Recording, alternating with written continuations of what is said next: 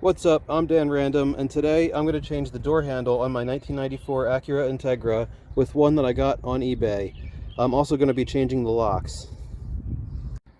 Now you're going to want to leave the window up for this job so that you can actually get to the door handle behind the glass.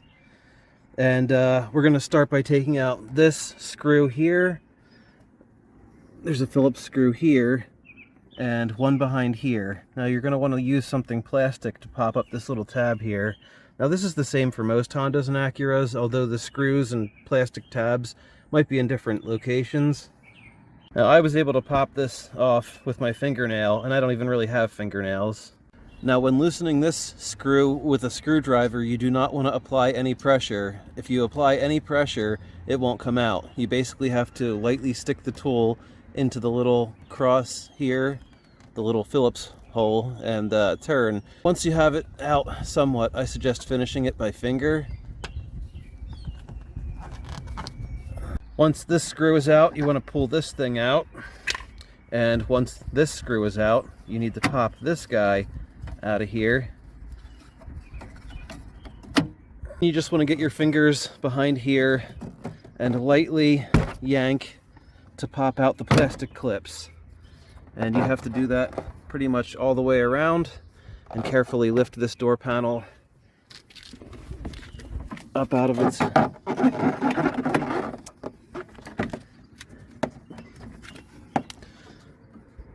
I'm going to need two hands for this. And once you have all the plastic clips popped out, you'll probably have an electrical connector or two to put back in. And I had realized that this connector was not plugged back in because the power door lock switch did not work over here. I mean, it works, but it was just never plugged back in. With the electrical connectors disconnected, I'm going to put this somewhere safe, I guess in the back seat. Alright, now that that's nice and safe, just make sure you don't close the door on any part of it too. You're probably going to have to pull some of this plastic back to get access in here. And then there's a 10mm bolt in here through this hole. And then there is one, I don't know if you can see it. Yeah, right there. That's the other one. We got to get to that. And then we have to disconnect this connector here and pop these little things through the holes so that we can get the wiring out. So the way you undo this is you push in this tab here, pull this out this way, and then this connector slides off of this plastic tab this way. So it looks like this thing has to come out.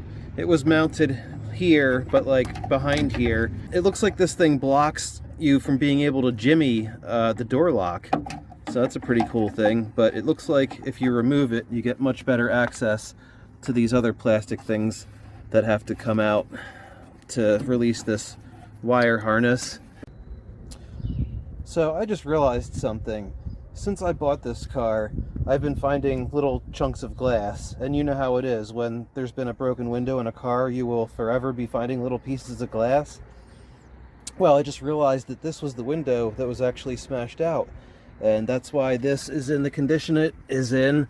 And I just spent a little time disconnecting and reconnecting wires the correct way through this bag. So yeah, so things are a little messed up from having been taken apart in the past to fix this broken window. The other way I know that it was definitely this window is because, I don't know if you could see down in there, but I found little chunks of broken glass in the door. So it definitely had to be this door. So one of the things that we're going to have to get out here is going to be a bar that goes through this hole. Now, I already popped it out here by sticking a screwdriver, a flathead screwdriver, in the slot and twisting it so that the hole opened up a bit, and then I was able to pop the bar out with my finger. Next, I have to figure out how this piece here comes out of the car. I'm not sure if I can get a good visual.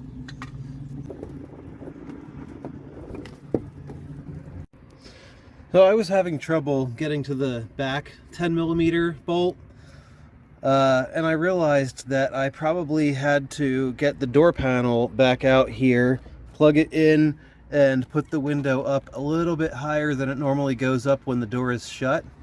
I don't know if this is the way it's supposed to be. I think there's actually something a little bit wrong with my window and where it's adjusted or something, but anyway, I had to put the window up a tiny bit more, and I think that's what I'll need to use an extension and a 1/4 inch drive ratchet and a 10mm socket to get in here. So I'm gonna put this door panel back down and see if I can get that back nut or bolt out now. Putting the window up that little bit definitely was the right thing to get these bolts out. That I actually thought I was going to have to take the window out to get to them, but then I was like, no, there's no way. And something else, if you have to do what I did here by plugging in your door panel to put your window back up, I suggest that you make sure that your ignition is already on when you go to clip this in, because otherwise you will be holding your door panel at the door here and trying to reach for the key to turn power on to put the window up that little bit more to get access to those bolts.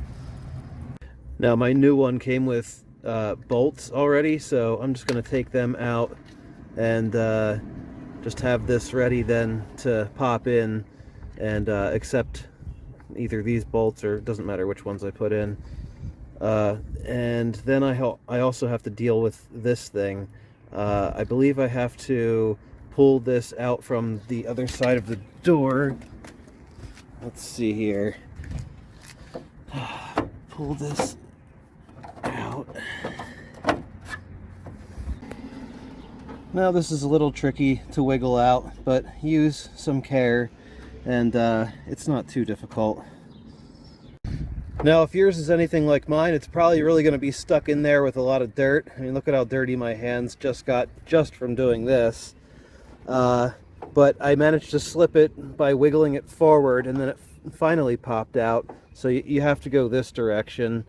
And then next I'm going to pop this plastic thing apart carefully. And if I can get this to come out perfectly, I'm just going to pop the other one on without spinning this. But if you have to spin this and take this off, you're going to want to count how many turns it takes to come off, and then do the same amount with the new piece going back on. Well, I'm having a lot of trouble popping these plastic things out. Oh, and by the way, even with this tool, these things inside the door, which there's 2 more of them, they're really difficult to pop out. So good luck with that. But anyway, when it comes to this, I think I am just going to spin this however many times it's on here and take this off and just screw the new one on. Mine came off on the 12th turn, so if you lost count or are not sure where to go or whatever starting off, I guess 12 would be a good place to start, since that's what mine was. Comment below how many turns it took you to get yours off. Now it's time to switch the door locks.